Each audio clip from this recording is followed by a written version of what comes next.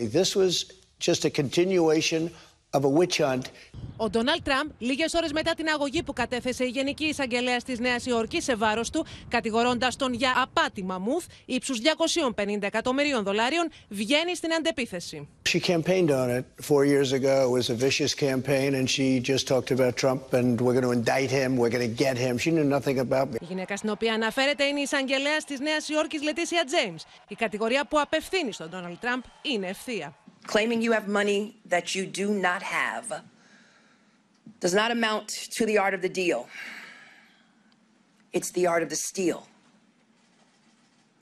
And there cannot be different rules for different people in this country or in this state.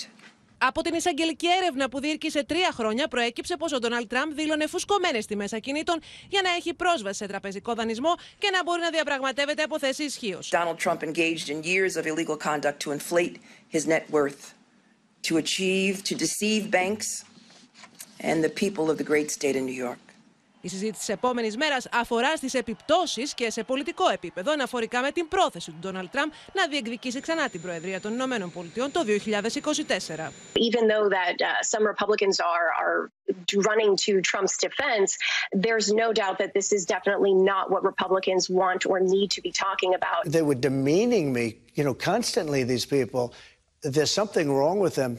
I really believe they hate our country. Η εισαγγελέας Λετήσια Τζέιμς δήλωσε ότι η Νέα Υόρκη σκοπεύει να αναγκάζει τον Τραμπ να καταβάλει $250 εκατομμύρια, απαγορεύοντας παράλληλα στην οικογένειά του να διοικεί επιχειρήσεις στη Νέα Υόρκη.